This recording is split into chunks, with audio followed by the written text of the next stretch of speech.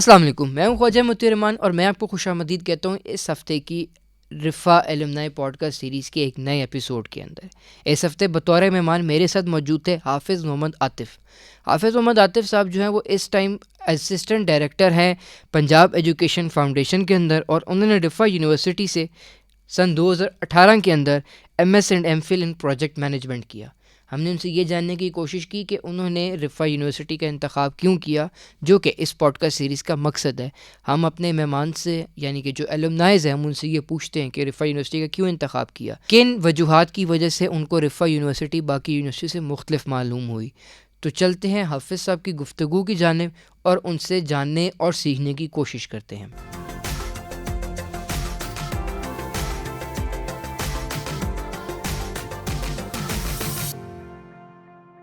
Sir, thank you very much for joining us. और starting के एक देर से बाद आपको यूनिवर्सिटी आया, आपको कैसा महसूस हो रहा है? How does it feel to be back?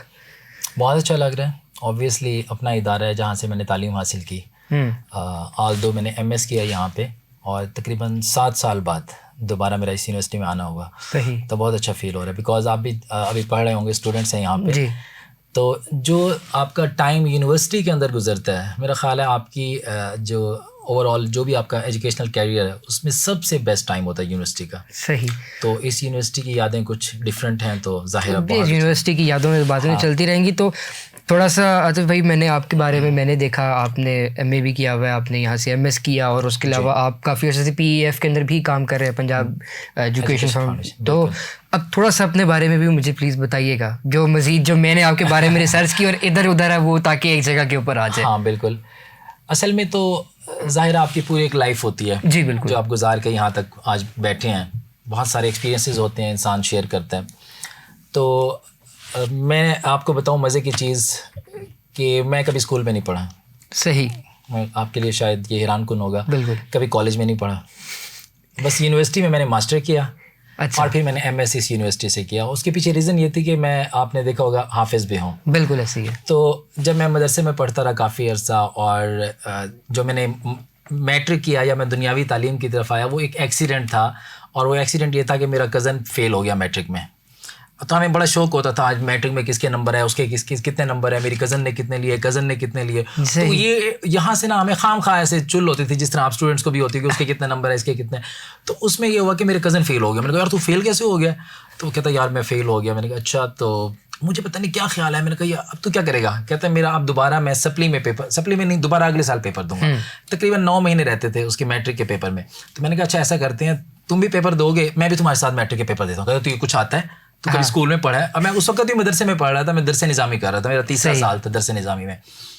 तो मैंने अपनी अम्मी अबू से कहा, मैंने कहा देखिए मेरी बात सुने, मतलब ठीक है दुनियावी तालीम भी, दीनी तालीम भी बहुत अच्छी है माशाल्लाह, कुरान पाक भी हिफ्ज़ किया, आप 3रा साल हो गया मदरसे में पढ़ रहे हैं, तो अब कुछ अर्न भी करना है ना, बिजनेस तो है नहीं हमारे। अब मेरे भाई ने माशाल्लाह इस वक्त वो प्रिंसिपल साइंटिस्ट हैं एटॉमिक एनर्जी में, PhD किया जर्मनी से AI में।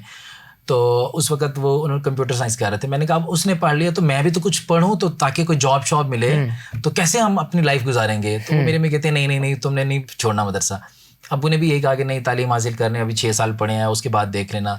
लेकिन वो जो वहाँ से पैदा हुआ ना कि यार मैंने इसके साथ पेपर देने हैं, वो बड़ा इंटरेस्टिंग था।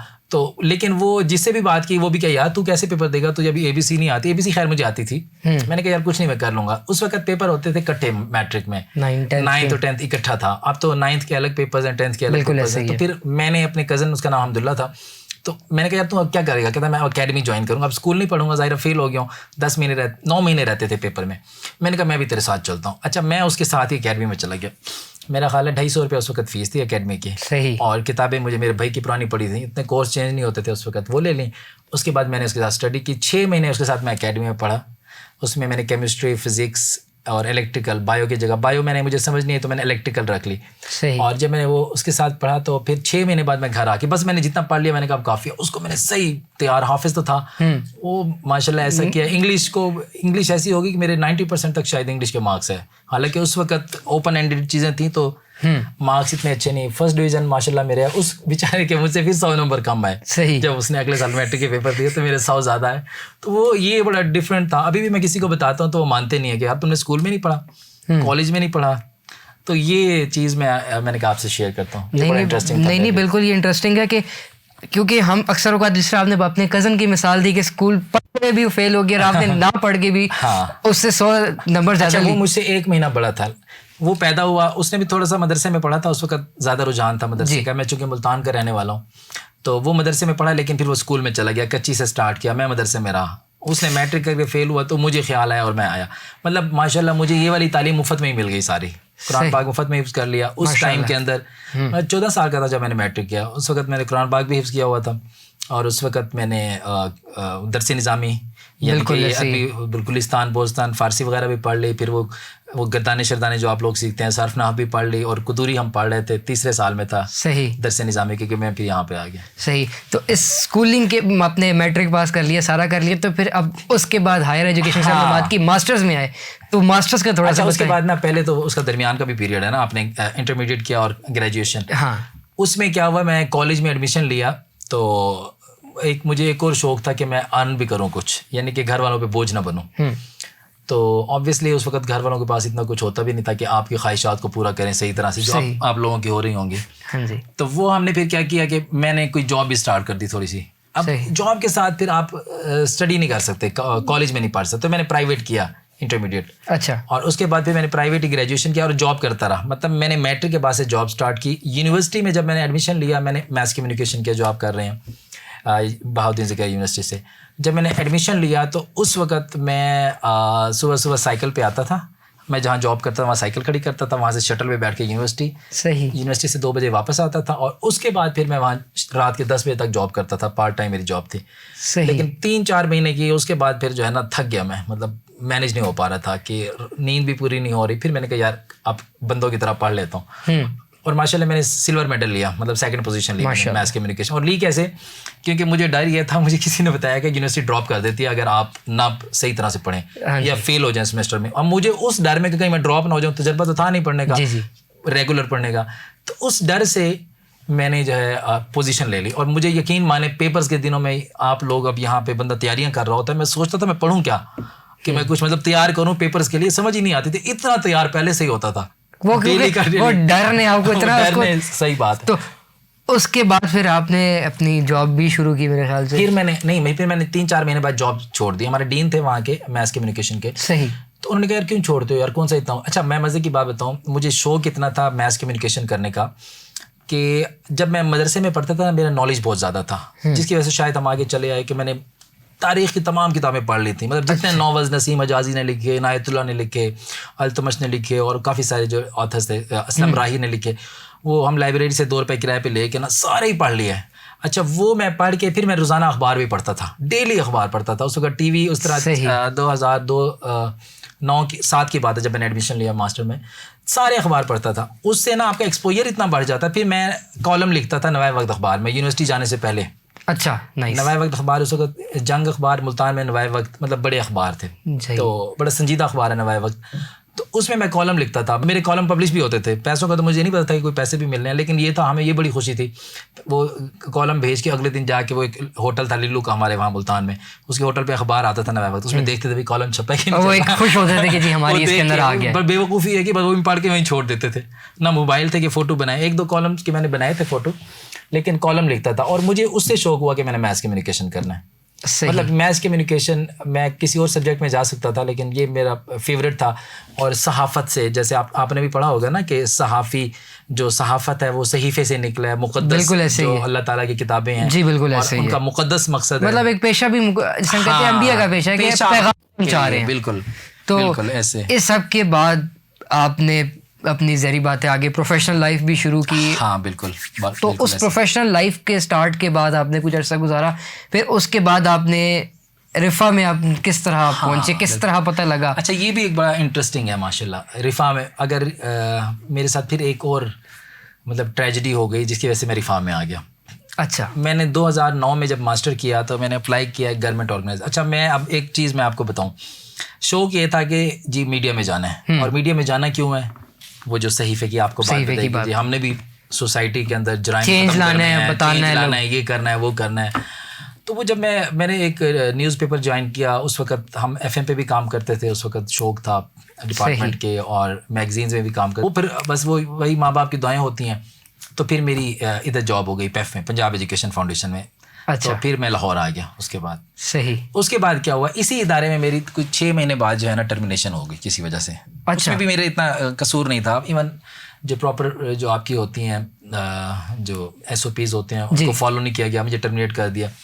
तो फिर मैंने प्लान किया कि चलो बाहर चला जाता हूँ। लेकिन फिर मैंने कोई अपने SOPs देखे HR के कि यार अगर आपको टर्मिनेट करना है तो क्या क्या चीज़ें फॉलो करनी पड़ती हैं। तो फिर मैंने कहा नहीं, फिर मैंने MS में एडमिशन ले लिया। अच्छा। यहाँ पे यानी कि इस इधर MS तक आने के लिए भी बहुत ट्रेजेडीज हुई हैं। अच्छा, MS में एडमिशन इसलिए लिया कि कहीं मैं ये क्योंकि 2 साल का ज़ाहिर आपका कोर्स है, आपने MS करना है, तो मीनवाइल कहीं ये मुसीबत ना पड़ जाए कि नहीं यार जॉब नहीं मिल रही। तो मैंने कहा वहाँ मैं कोर्ट में केस करता हूँ अपनी जॉब वापस करने के लिए, हाँ रीइंस्टेटमेंट के लिए, और यहाँ मैं कोर्स करता हूँ ताकि 2 साल कम से कम मैं लग के कोर्स अदालत में ज़रूर जाऊँ इनके खिलाफ कि यार आप मुझे दोबारा रीइंस्टेट करें, आपने गलत टर्मिनेट किया।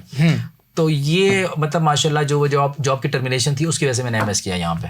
अच्छा। उससे पहले मैंने एक दफ़ा एडमिशन लिया लेकिन हमारी जॉब ऐसी थी कि अब कर नहीं सकते थे, तो वो मैंने अभी 1 महीना ही पढ़ा तो मैंने छोड़ दिया। मैंने एक और प्रेस्टन यूनिवर्सिटी में लिया था। टर्मिनेशन आपके लिए फायदेमंद साबित थी। बहुत ज़्यादा। तो वाई रिफा में ही क्यों आना हुआ? अच्छा, रिफा में पहली तो सच्ची बात यह है कि आप कभी भी या तो 2 चीज़ें हैं, या तो आप रिसर्च करते हैं कि किस यूनिवर्सिटी में जाना है, ठीक है, या आप एक्सीडेंटली वहाँ पे एडमिशन ले लेते हैं।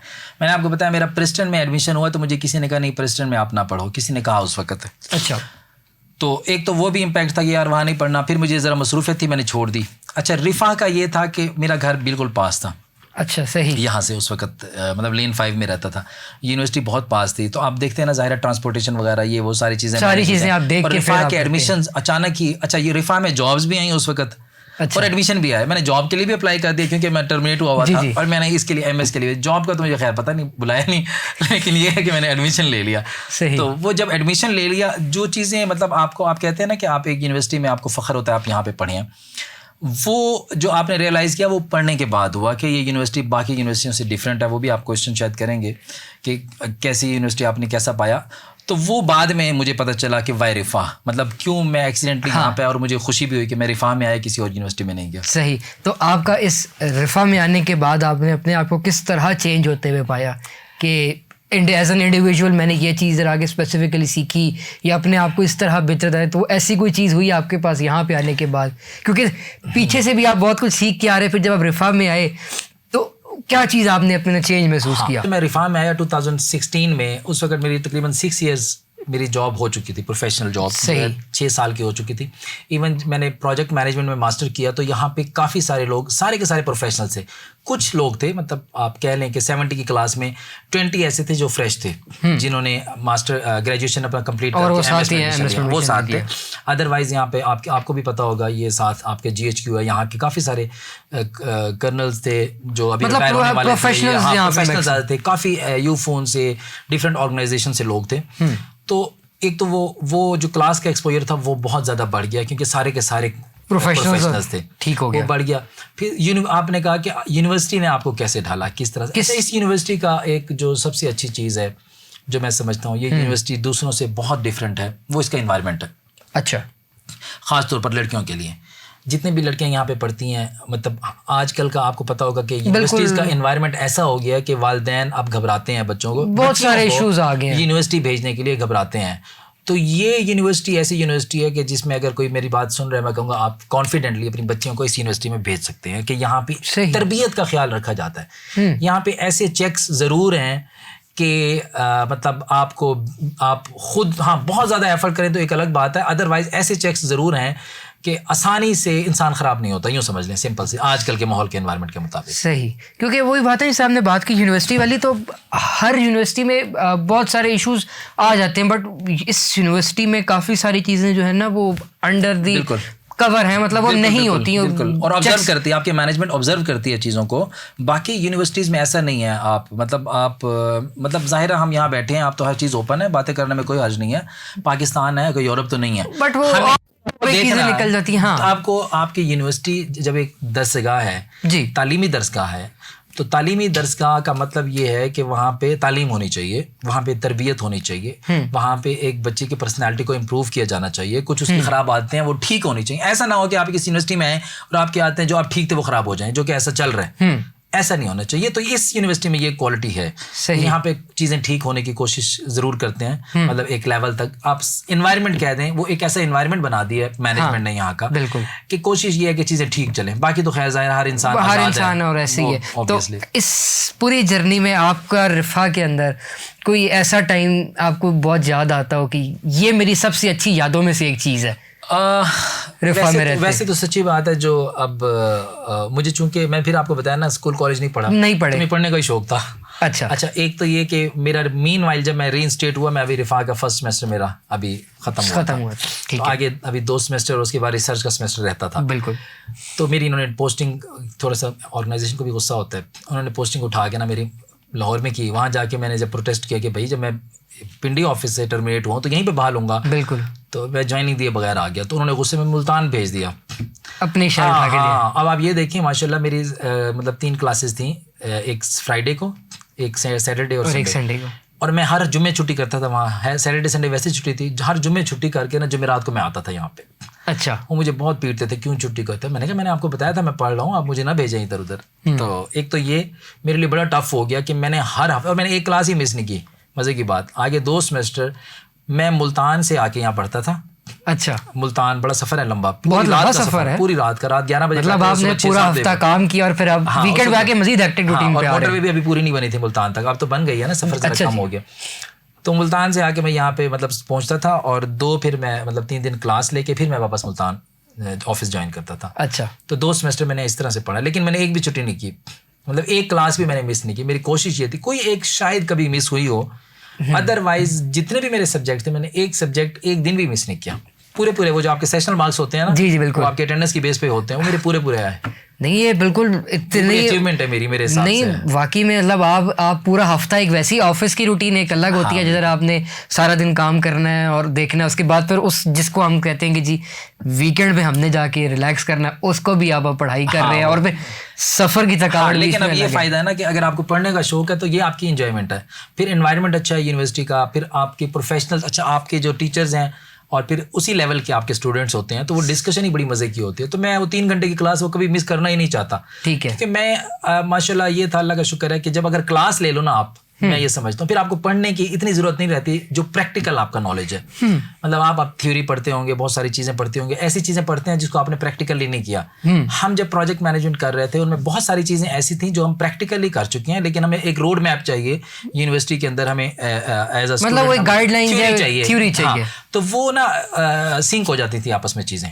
अच्छा, ये एक बड़ी मज़े की चीज़ थी कि इस यूनिवर्सिटी में माशाल्लाह जितने भी टीचर्स थे, जितने भी प्रोफेसर्स थे, प्रैक्टिकल पढ़ाते थे, और प्रैक्टिकल बड़ी ज़बरदस्त चीज़ है। मैंने मास्टर किया मैथ्स कम्युनिकेशन में, जब मैं फील्ड में आया तो पता लगा कि जनाब वो चीज़ें आपको पढ़ाई नहीं जाती जो यहाँ पे हमने करने की ज़रूरत है, बिल्कुल डिफरेंट होती है चीज़, और वहाँ पे हम वो सीख ही नहीं पाते जो हमने ऑफिस में करना है, यहाँ पे आके दोबारा से हमें सीखनी पड़ती हैं। तो प्रोजेक्ट मैनेजमेंट MS जो मैंने यहाँ पे किया बड़ा प्रैक्टिकल था। अच्छा, प्रैक्टिकल मतलब ये नहीं है कि आपने अब दोबारा जाके सीखना, आप सीख के जाते थे यहाँ से चीज़ें। वही चीज़ आप कह रहे हैं ना कि आपका वो एक्सपीरियंस ऑलरेडी उसके साथ मैच हो रहा था। जहाँ मैच नहीं हुआ वहाँ भी मुझे यहाँ पे मतलब हमने ऐसे चीज़ें प्रैक्टिकली सिखाई गई हैं। ये ज़रा कम होता है, हो सकता है दूसरी यूनिवर्सिटीज़ में इस लेवल पे प्रैक्टिकल सिखाते हो, बहरहाल यहाँ पे चूँकि मैं आया तो प्रैक्टिकल थी। इस यूनिवर्सिटी के जो आपके 3 दिन गुजरे से और 4 सेमेस्टर जो आपकी इस तरह गुजरे, तो यूनिवर्सिटी के अंदर आपको वो कौन सी ऐसी जगह पसंद थी जिधर आपने बैठ के पढ़ना है, या मतलब एक होता है ना हर किसी की अपनी पसंदीदा जगह होती है, तो वो क्या चीज़ थी? अच्छा, मेरी तो अपनी पसंदीदा जगह हमारी आपके क्लासरूम माशाल्लाह बड़े अच्छे हैं यूनिवर्सिटी के। अच्छा, सारे थिएटर टाइप बने हुए हैं, और मतलब उसका एनवायरनमेंट ही बहुत अच्छा है। हमारी क्लास ही बड़ी लंबी चौड़ी थी। फिर मैंने आपको बताया ना सारे प्रोफेशनल्स थे, मेरी कोशिश ये होती थी कि हम आपस में ही बैठे हैं, जो फारिग टाइम है वो भी आपस में बैठे, चाहे स्टडी के हवाले से बैठे हैं या कोई और चीज़ डिस्कस करनी है। तो लोग नॉर्मली कहते हैं कैंटीन में बहुत पसंद करते हैं जाना, आगे जो आपके गार्डन वगैरह हैं वहाँ वैसे कोई बैठे नहीं देते। लाइब्रेरी में भी यहाँ बड़ी रिस्ट्रिक्शंस थी, यहाँ पे मतलब लड़का लड़की नहीं बैठ सकते, जाहिर है ग्रुप होते हैं, तो खैर प्रोफेशनल थे, अच्छी चीज़ है, मैं इसको डिस्करेज नहीं करता, अच्छी चीज़ है, रखने की बहुत अच्छा है। लेकिन ये है कि हम इसलिए ज़्यादा क्लासरूम में ही बैठते थे।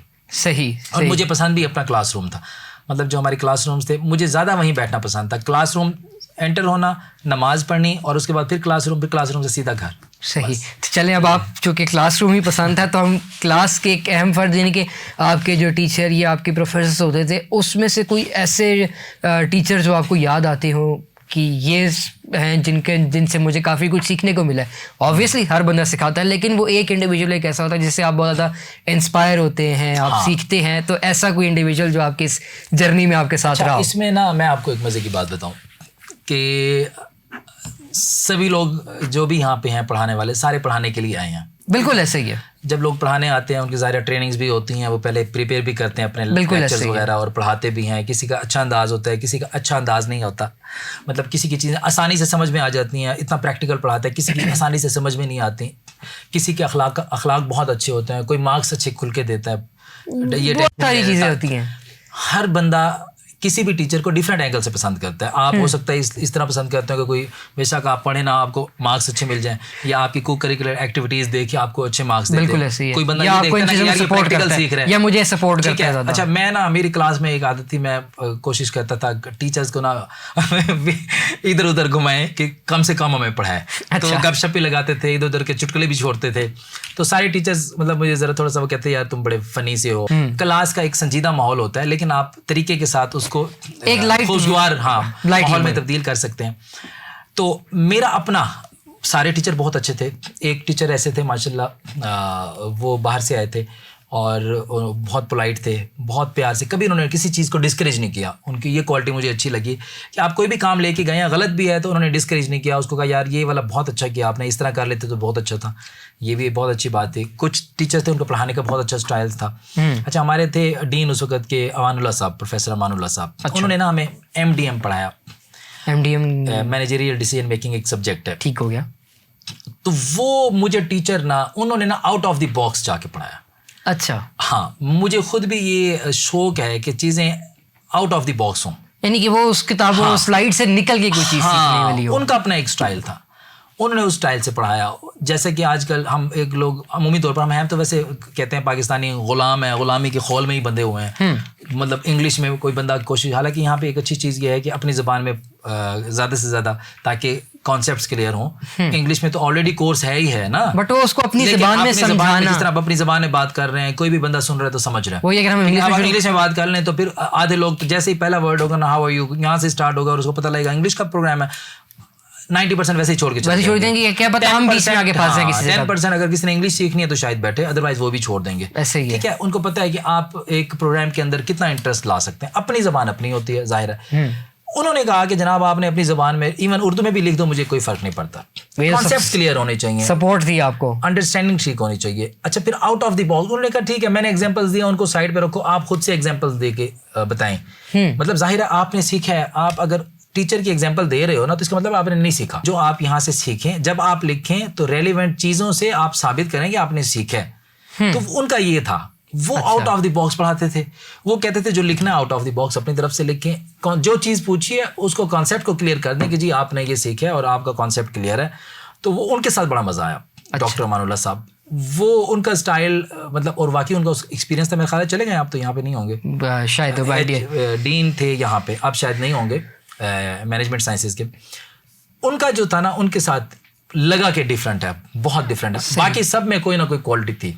बिल्कुल, सब में कोई ना कोई क्वालिटी होती है, बहुत अच्छी थी। मतलब हर बंदा एक दूसरे से डिफरेंट था, लेकिन इनका जो है ना मतलब ये था कि ये मुझे अट्रैक्ट किया इस रीज़न की वजह से। वही चीज़ है ना कि इसके अंदर जब आपको आउट ऑफ द बॉक्स चीज़ें सीखने को मिलती हैं, और जिस तरह लर्निंग की बात की कि आपने सीख लिया, आपको चीज़ समझ आ गई, आप जब तक उसको किसी और चीज़ के साथ मिलाएंगी नहीं, आप देखेंगे नहीं, तो आप उसको कैसे साबित करेंगे कि यार, जिस तरह हम आम अल्फाज में कहते हैं मैथ्स कम्युनिकेशन की कुछ टेक्निक से हमने थियोरेटिकली पढ़ ली, लेकिन जब तक उसको हम इम्प्लीमेंटेशन में नहीं लेके आएंगे, बिल्कुल, चाहे वो हमने डॉक्यूमेंट्री करनी है, इंटरव्यू करना है, तब तक हम उसको वो लेके ही नहीं आ सकते। बिल्कुल तो ऐसे। आपने जब हमने गुफ्तगू शुरू की थी तो आपने कहा था कि रिफ़ा में आके आपको समझ आई कि क्यों आना हुआ। हाँ। तो अब इस रिफ़ा में आने के बाद आपकी लाइफ के ऊपर रिफ़ा का क्या इम्पैक्ट पड़ा? जब मैं रिफ़ा में आया, जब मैंने मास्टर किया था 2009 में, अभी चूंकि आप फ्रेश आए थे पीछे से पढ़ते हुए, और ज़ाहिर मैच्योरिटी इतनी ज़्यादा नहीं थी, तो वहाँ पे आप चीज़ों को ना तो उस तरह अंडरस्टैंड कर सकते हैं, ना ही आप अपने कोई ख्वाब बना सकते हैं। मतलब छोटे मोटे ख्वाब तो बन जाएंगे, इंजीनियर बन जाऊँ, पायलट बन जाऊँ, फलाना बन जाऊँ, डीक बन जाऊँ, ये तो छोटी मोटी चीज़ें हैं ना। ठीक है, ठीक हो गया। आप मतलब कुछ ऐसे ख्वाब आपके, आप सोचें कि यार अपने लाइफ में करना क्या है। तो मुझे लगा कुछ 2-4 जगहें ऐसी हैं जहाँ पे आप मतलब आप जो चाहते हैं कि यार आपसे किसी को फ़ायदा हो जाए, वो आप कर सकते हैं। एक अदालत है, आप जज बन जाएं, अच्छा, आप वहाँ अच्छे फैसले करें, आप लोगों को फ़ायदा दे सकते हैं, इंसाफ के तकाजे पूरे करें। दूसरी चीज़, आप पुलिस के अंदर चले जाएं। ये एक ऐसी जगह है जहाँ पे बहुत ज़्यादा ज़रूरत है लोगों को, जहाँ पे आप डायरेक्टली लोगों की हेल्प कर सकते हैं। डायरेक्टली आप लोगों की हेल्प कर सकते हैं, वो भी हमारे मुल्क में बहुत कम है। अच्छा, तीसरी जगह जो एक और भी बहुत सारी हैं, मैं ज़रा मुख्तसर करके, यूनिवर्सिटी, स्कूल, कॉलेज, ये 3 जगह जहाँ से एक बच्चा गुजर के आता है। यहाँ पे आप क्या कर सकते हैं? यहाँ पे आप अपने स्टूडेंट्स को, उनकी सोच को बना सकते हैं। सही, क्योंकि देखें, आपके जो जज हैं वो भी यहाँ से निकलते हैं, पढ़ के जाते हैं ना। आपके पुलिस वाले भी जो भर्ती होते हैं वो भी यूनिवर्सिटी, स्कूल, कॉलेज से पढ़ के जाते हैं। किसी भी इदारे के अंदर आप चले जाएं, सारे जाते इसी जगह से होके हैं। ठीक है, ठीक है। तो फिर मुझे लगा कि ये सबसे बेहतर है। ये वो जगह है जहाँ पे आप बैठ के लोगों की जहन साजी कर सकते हैं, ओपिनियन मेकिंग जिसको हम कहते हैं, कि आपका उनका जहन बना सकते हैं। मीडिया का काम है। हाँ, मीडिया का भी काम है, उस्ताद का भी काम है। मीडिया वो काम सही तरह से नहीं कर रहा। मीडिया क्या करता है? मीडिया तो पैसे लेके भी लोगों की बिल्कुल ऐसी जो उसने बताना है वो वही लोगों का बना लेता है, कि मतलब किसी का क्या है, किसी का मकसद क्या है, उस मकसद को मार्केट में लेके आना है, उसका मकसद पूरा हो जाए तो लोगों का जहन बनाना शुरू कर देना। मीडिया का तो नेगेटिव रोल भी बहुत ज्यादा है। आप क्या कर सकते हैं? आपके हाथ में, या जैसे एक एंकर होता है, एंकर के हाथ में भी माइक होता है और टीचर के हाथ में भी पूरा का पूरा हॉल होता है, तो वो उनको अपनी मर्जी से मोल्ड कर सकता है, उनकी जहन साजी कर सकता है। और ये पाकिस्तान, ज़ाहिर है पाकिस्तान में अब ऐसी बहुत सारी चीज़ें हैं कि अभी से अगर हमने स्टूडेंट्स को तैयार ना किया इस मुल्क के लिए, तो ये मुल्क नहीं तरक्की करेगा। ठीक है, तो आप स्टूडेंट्स को, अब हम, मेरा ख्याल है कि थोड़ा सा वो टिपिकल चीज़ों से निकल के उनकी जहन साजी करनी चाहिए कि उन्होंने आगे जाके क्या काम करना है। बहुत ज़रूरत है। तो मेरा ये है कि इंशाल्लाह मैं कुछ छोटा मोटा कुछ सोच रहा हूँ कि बिज़नेस करके जॉब को रिज़ाइन करें और फिर एज ए लेक्चर, बेशक विजिटिंग पे भी लेक्चर आप आ जाएँ, लेकिन आप टीचिंग फील्ड में आएँ, ताकि आप, अगर आपके कोई ख्यालात हैं तो आप लोगों को उसके साथ लेके चल सकें। सर, इस पूरी जर्नी के अंदर अगर आप देखें, आपकी मतलब इतनी ट्रेजेडीज़ के बाद आप जॉब की, स्टडी सारी बातें होगी, तो कोई एक ऐसा मोमेंट जिधर आपको लगा हो कि like I should give up, अब मैंने नहीं करना, कोई ऐसा मोमेंट आया हो आपकी ज़िंदगी में? लाइफ के अंदर इस पूरी जर्नी के अंदर आपकी एजुकेशनल, मैं आपको बता रहा हूँ ना कि हमें हमारे राइट्स का नहीं पता। आपको भी नहीं पता होगा आपके राइट्स क्या हैं, मुझे भी नहीं पता होगा बहुत जगह पे मेरे राइट्स क्या हैं। जब आपको आपके राइट्स पता, जब मेरी टर्मिनेशन हुई तो मुझे बड़ा गुस्सा लगा, लेकिन मुझे लगा कि शायद मेरी गलती है। ठीक है, किसी वजह से मुझे उन्होंने टर्मिनेट किया, मेरी गलती है। और सोसाइटी के अंदर आपको देखा जाता है कि आप एक मतलब गलत इंसान है, थोड़ा सा देखता है। मेरा क्योंकि नहीं थी गलती तो मैं बड़ा कॉन्फिडेंट था, मुझे मेरे राइट्स का नहीं पता था। मुझे बाय चांस मैंने फिर अपना जो हमारे SOPs थे इदारे के, HR मैनुअल, वो मैंने देखा, मुझे किसी ने दिया, और वो भी मुझे उसने दिया जो ऑलरेडी वो भी टर्मिनेट हुआ था, उसने भी कहीं से लिए थे। जब मैंने वो पढ़ा तो मुझे मेरे राइट्स का पता चला। तो वो जो आपने कहा ना गिव अप, वहाँ पे मैंने फिर अपना पासपोर्ट बनवा लिया। मैं भी मुल्क से बाहर जा रहा था, मैंने कहा पासपोर्ट मेरा बन गया था। मेरा एक कज़न था, मुझे बहुत फोर्स कर रहा था कि बाहर आ जाओ यार, पाकिस्तान में तो ये इंसाफ ही नहीं है और फलाना ढेंकना ढमाकना ये चीज़ें। तो मैं जा रहा था बाहर, लेकिन वो बाय चांस ही वो आ गया। बस वो मैंने आपको बताया ना, जब मुझे मेरे राइट्स का पता चला ना तो फिर मोटिवेट हो गया। मैंने कहा यार ये मेरे राइट्स हैं, मुझे तो कोई टर्मिनेट कर ही नहीं सकता। सही, इन्होंने ये खुद नौकर है, मुझे कैसे निकाल सकते हैं? सही, मतलब जो खुद मुलाजिम है, एक गवर्नमेंट का इदारा है, एक पाकिस्तान का इदारा है, पाकिस्तान में उसका भी उतना हक है, मेरा भी हक है। गलत लोग काम कर रहे हैं, हमारा कसूर नहीं, हमें क्यों निकाला? वो जो आपने कहा ना गिव अप, वो हुआ उस वजह से कि अब छोड़ के चले जाते हैं। लेकिन यहाँ फिर मोटिवेट हो गया और फिर माशाल्लाह मैंने एडमिशन लिया ताकि मैं वो एफर्ट ना छोड़ दूँ रीइंस्टेटमेंट वाली। सही सर, इससे पहले आपसे इजाज़त लूँ तो मैं एक ही चीज़ चाहूँगा कि आप जो शायद हमारी कन्वर्सेशन जूनियर सुने या जो आने वाले जो इस प्रोसेस से गुजर रहे हैं उनको आप कोई मैसेज देना चाहें। हाँ, बिकॉज मैं भी स्टूडेंट रहा हूँ, मैंने ग्रेजुएशन भी किया, मास्टर भी किया, फिर MS भी किया। तो अब तो खैर आप लोगों की ग्रेजुएशन होती है जो 4 इयर्स प्रोग्राम है, उसके बाद आप MPhil को मास्टर कहते हैं। हम पहले मास्टर 16 इयर्स को कहते थे जो हमने किया था। तो स्टूडेंट्स अब यहाँ पे पहले ये था कि जो स्टूडेंट्स यूनिवर्सिटी में आते थे मैच्योर होते थे थोड़े से, कि आप 14 इयर्स क्वालिफिकेशन करके फिर आते थे। अच्छा, 16 इयर्स का जो मास्टर होता था, नॉर्मली कॉलेजेस तक 14 इयर्स कॉलेज तक आप लोग पढ़ते थे। लेकिन अब जैसे ही आप इंटरमीडिएट कर लेते हैं, 12 जमातें पढ़ के, फिर अब आपको यूनिवर्सिटी आपको अपॉर्चुनिटी मिल जाती है यूनिवर्सिटी में आने की। तो यहाँ का एनवायरनमेंट ज़रा डिफरेंट है। तो एक तो ये कि जो बच्चे यूनिवर्सिटी में इंटरमीडिएट के बाद आते हैं वो ना सम टाइम यूनिवर्सिटी के एनवायरनमेंट को अब्जॉर्ब नहीं कर पाते हैं। ठीक है, ख़ास तौर पर जो रिमोट एरियाज है जैसे मुल्तान है, बहुत सारे जगहों से लोग यूनिवर्सिटी में आते हैं। तो खैर ऑलरेडी कॉलेजेस में भी बाज़ औक़ात आपको एनवायरनमेंट मिल रहा होता है, लेकिन यूनिवर्सिटी एक डिफरेंट चीज़ है, क्योंकि यूनिवर्सिटी में हर जगह से लोग आ रहे हैं। यूनिवर्सिटी एक डिफरेंट चीज़ है। तो फर्स्ट ऑफ ऑल तो ये कि सबको फोकस अपना स्टडी पे रखना चाहिए, और दूसरा यूनिवर्सिटी में अगर आपने लाइफ नहीं सीखी ना, फिर आपने कुछ नहीं सीखा।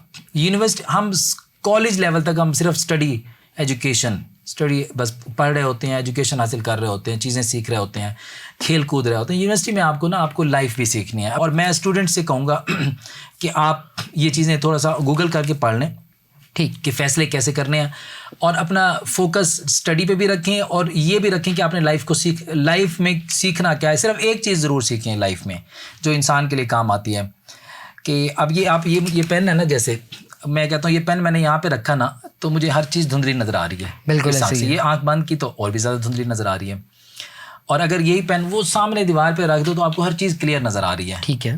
तो इसकी एग्जांपल ऐसे है कि क्लास के अंदर हम बैठे हैं, टीचर ने मुझे डांट दिया, अब मुझे लगा कि शायद पूरी क्लास मुझे देख रही है और मैं परेशान हो जाऊँगा, हो सकता है मैं अगले दिन छुट्टी भी कर लूँ। ठीक है। ज़्यादा बेइज्जती कर दिया तो मैं हो सकता है स्कूल भी छोड़ दूँ, यूनिवर्सिटी भी छोड़ दूँ, मुमकिन है, या परेशानी तो ज़रूर होगी। क्लास से निकल के फ़ौरन गायब होना तो ज़रूरी समझूंगा।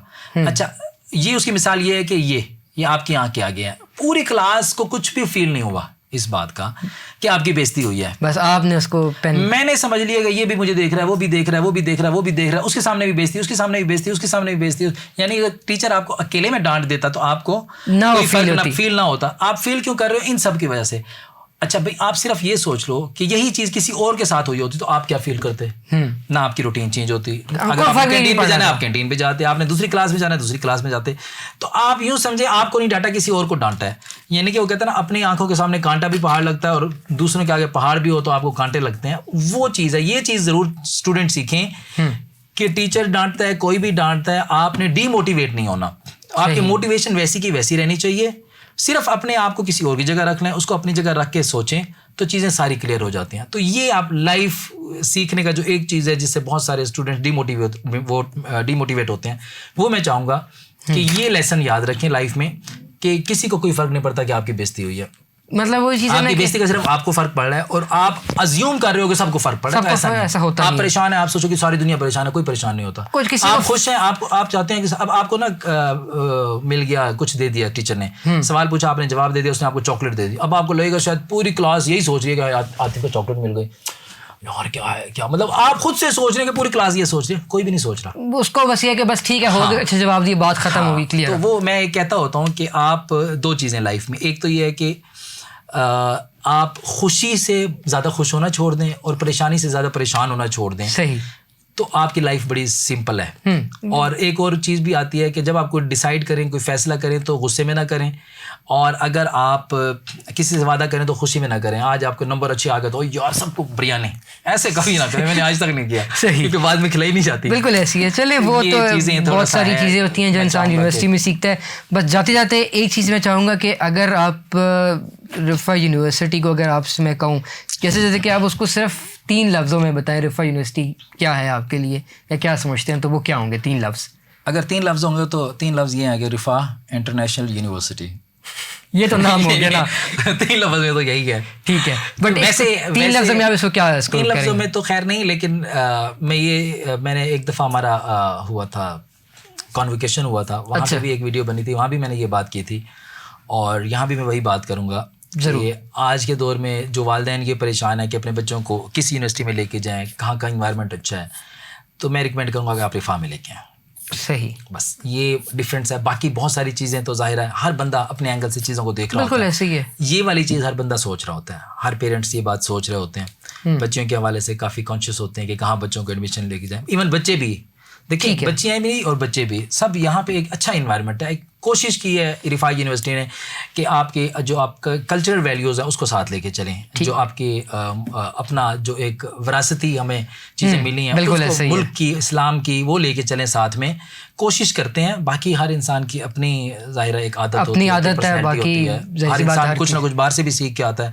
बाज़ औक़ात बाहर से लोग आके एनवायरनमेंट ख़राब भी कर देते हैं एक यूनिवर्सिटी का, वही चीज़ है, लेकिन आपको देखना पड़ता है। इदारा बतौर इदारा ये एक ऐसा इन्वायरमेंट ज़रूर देता है कि वालिदैन अपने बच्चों को शौक के साथ, खुशी के साथ, इत्मीनान के साथ इस यूनिवर्सिटी में भेज सकते हैं। सही, मैं उम्मीद करूँगा कि जो आज हमने बातें की इससे बहुत कुछ मुझे सीखने को मिला और जो हमारी इस गुफ्तगू को सुनेंगे उनको भी सीखने को मिलेगा। तो आखिर में सर बहुत शुक्रिया आपका, आपने वक्त दिया, आपने भी बुलाया और अपने जो फारिग तहसील उर्दू में कहते हैं जो तलबा है उनको याद रखा, बड़ा अच्छा लगा। और बड़ा अच्छा इदारा है, मतलब आपका जो अलुमनाई डिपार्टमेंट है बहुत अच्छा है, बड़ा स्ट्रॉन्ग है। हर तरह के मैसेजेस आ रहे होते हैं, ईमेल्स आ रही होती हैं, मोबाइल पे व्हाट्सएप के ऊपर भी मैसेज आ रहे होते हैं। जो भी इंफॉर्मेशन आप बाजू का डिनर पे रमज़ान में और आगे पीछे कॉल कर रहे होते हैं। ठीक है, मैं बाहर रहा हूँ लाहौर में, इधर उधर आ नहीं सका बहुत दफ़ा, अब इधर था तो अभी मैं फिर ट्रांसफ़र हो गया, लाहौर जा रहा हूँ, तो आज आ गया हूँ यहाँ पे, अच्छा लगा। और ये अच्छा इदारा है, अच्छा काम कर रहा है alumni department. Thank you very much, बहुत शुक्रिया जी। आप सुन रहे थे रिफ़ा अलुमनाई पॉडकास्ट, जिसके अंदर बतौर मेहमान मौजूद थे हाफिज़ मोहम्मद आतिफ़ साहब। हाफिज़ मोहम्मद आतिफ़ साहब की ज़िंदगी बहुत सारे अप्स एंड डाउन से गुजरी है, बहुत सारे चैलेंजेस थे उनके लिए, फिर भी वो खड़े रहे, वो साबित कदम रहे और आज वो माशाल्लाह पंजाब एजुकेशन फाउंडेशन के अंदर असिस्टेंट डायरेक्टर काम कर रहे हैं। उन्होंने तालिब इल्मों के लिए या जो बच्चे अभी फील्ड के अंदर एंटर हो रहे हैं, यूनिवर्सिटी लाइफ के अंदर एंटर हो रहे हैं, उनके लिए उन्होंने काफ़ी मुफीद बातें की। कुछ बातें मेरे लिए भी नई थी, मुझे उम्मीद है वो आपके लिए भी नई साबित हुई होंगी। इसी के साथ साथ इंशाल्लाह मुलाकात होगी अगले हफ्ते एक नए मेहमान के साथ। तब तक के लिए मुझे इजाज़त दीजिए। सुनते और देखते रहिए रिफ़ा FM 102.2 अल्लाह नेगेबान।